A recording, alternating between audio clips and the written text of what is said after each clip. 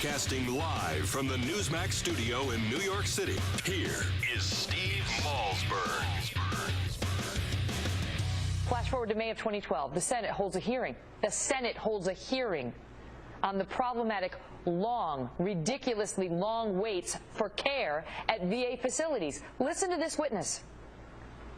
Like many VA medical centers, the overriding objective at our facility, from top management on down, was to meet our numbers, meaning to meet our performance.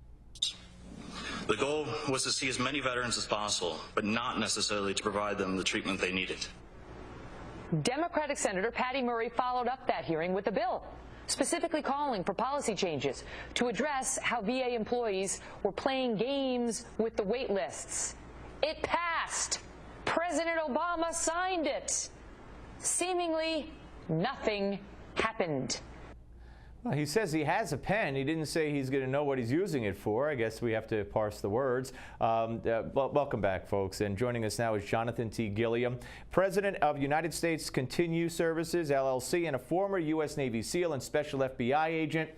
Pleasure to meet you and to have you up here. Appreciate it. You know, I say this to all the military folks that I talk to. As much as this discussed me and Megyn Kelly, and I mean, it's got to discuss you, who served, even more so. You know, it does disgust me, but the thing that really stands out is that I'm just blown away by the fact that, especially the VA. I mean, we can get into this. I know. Pretty much I have my own theory on the reasons why these things exist, and they're able to continue to exist. But what kills me about the VA is you have guys, you have women that are in the military. When you're in the military, you're told when to get your teeth cleaned. You're told when to go to get a physical. If you have something wrong, they stay on you until it gets fixed.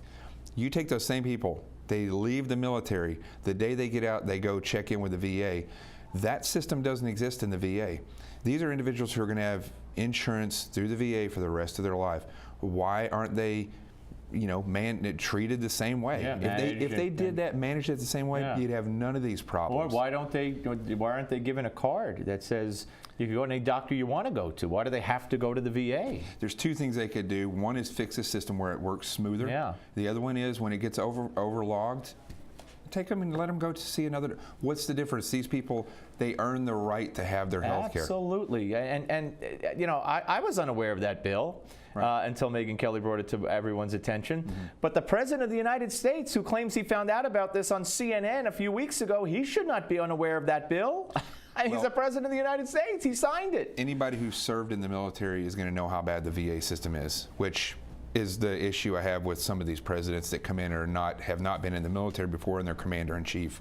When you take a step below Obama and you look at General Shinseki, who of course obviously has served in the military, but a lot of the executives that we have in the military that came up through the Clinton era, the 8 years of the Clintons, most war fighters got out of the military, got out of law enforcement because there wasn't promotions happening. Things weren't, you know, we weren't in any type of a war, but it just was not a conducive atmosphere to be in. Shinseki came up in that environment, and I don't know anything about him. I've never met him, but on a personal basis. But I can tell you this: when what he is displaying right now is the same ineptitude that you see in the high ranks of the military. Why we go to war in Iraq and the military doesn't have, you know, a strategy on how they're going to do a long-term fight.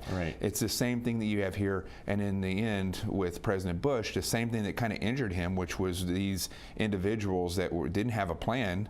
You know, you turn to the DOD, they should have a plan. That's the same mindset that got out, and now this guy is in charge of the Veterans Administration, and he allows this to happen, and his commander-in-chief has no dialogue with him at all. Yeah, no, none whatsoever. And you know, to give him a half vote of confidence, I mean, you've seen what's happened here while he's been running. I'm not saying he should be fired, he shouldn't be fired, but something has to change. Obviously, this is systemic. It's been going on for quite some time. The transition team was told about it reportedly by the Bush transition team. We had the Bush Social Security guy on, the guy in charge of Social Security for Bush, who said to me, yeah, they were told because it was happening even in the Bush administration. So certainly they were told of the problems. So for the president to step up and say, I saw it on CNN 2 weeks ago, I didn't know, it's just I can't even get my mind around that. I'll go on record saying that my opinion, right, and I've served in these elite organizations.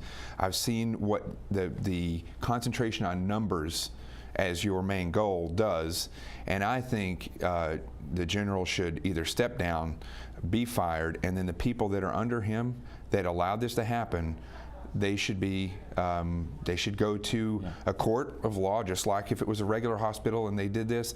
Those people would already be looking at possible jail time for the things that they've done. Wow. Okay. Very interesting. Let me ask you about something that attracted me to you in the first place. To be perfectly honest here, this story that the Pentagon has come up with a battle plan against zombies. Now, I watch The Walking Dead like everybody else watches. Well, not everybody, but I watch it. And is it possible? I mean, you read these stories all over that the IRS and all these agencies are buying guns and tanks and whatever, and you wonder what is it for? And I'm not saying it's for this, but is it possible? Does the Pentagon actually believe that there could be zombies one day? That sounds like a ridiculous question, but that's the story. Right. Well, first off, that was on the Wall Street Journal, and that was my big introduction to the Wall Street Journal. That was we were talking about zombies, and actually that's maybe I should talk about zombies more often. Yeah, you're all over the place. But the reality of it is the DoD, what they are good at is forward-thinking things. The military, we have to forward-think things, and we have to look at how can we do this better. And I think what you're seeing with this probably is some leak that got out, and it's been construed a little bit to where they're equating it to zombies. Right. My thing, though, I think this really does prepare the DoD for an incident where, let's say we have something like the plague, where you start to have mass casualties again in the country, and we have something like an EMP, which is a bomb that goes off and pretty much destroys the electrical grid. Yeah, we've talked about that too. Within 4 meals, this is what they've shown, is that within human beings within missing 4 meals start to go into panic mode. And let's say 3 days with no electrical grid and mass casualties, you're going to have people that maybe not be zombies, but they're going to be just as violent in how they get their food or water. Survival of the fittest, law of the jungle, the whole thing. So, with this whole thing, the wording and stuff is a little bit mysterious, but I would think that this is basically the DoD forward-thinking things, and the press got a hold of it. And it's not outrageous to think of the first scenario you presented with the virus. We got the MERS thing now, and that, God forbid, that spreads. There's no cure for it. Right. And of course, I had Congressman Trent Franks on, and I've had other guests on, and General Hayden, the former head of the NSA and the CIA, who says, yes, this is a real possibility, this EMP attack. Well, I mean, in your capacity, and talk a little bit about what your company does. Okay, so United States Continuous Service, when I left the FBI a year ago, I had a vision of a company that basically we could build an industry, and I know that's we have realistic goals and we have unrealistic goals. Just remember, if you build it, you didn't build it, but Obama said so. Go ahead. That's correct. Well, I'm trying to keep it below 15 employees, I think it is. So, but basically what it is every military veteran and government veteran are trained with a specific skill, and a lot of times they're trained in an environment where they actually know how to do that in a super vigilant way. They have great standard operating procedures, and so what we want to do is develop projects where we can take those skills, offer to the public, and then eventually turn those projects into their own companies. The other thing we're doing is partnering with a veteran-owned company so they can come under the brand. Very nice. As I grow this brand, they can come under and take advantage of that and be able to concentrate more on their operations rather than logistics. That is great. And with that as a backdrop, and with your experience in the FBI, and with your experience as a Navy SEAL, how frightened are you that we're going to lose our grid one way or another?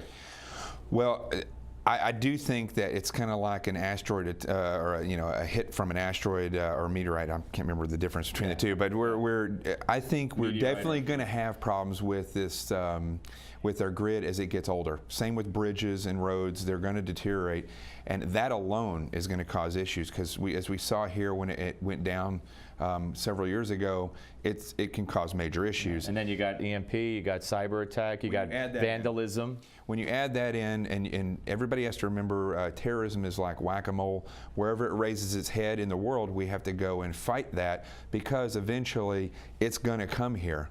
And their ideas of taking out the electrical grid, causing hysteria, releasing anything that can take out a majority of what they term the non-believers, that's what the goal is here. And I think people need to realistically start looking at these things. Yeah, it would be nice if our government would shore up the grid and at least provide protection to the standalone outposts that are vital to the whole connectivity of it. They secure it about as well as they do the border.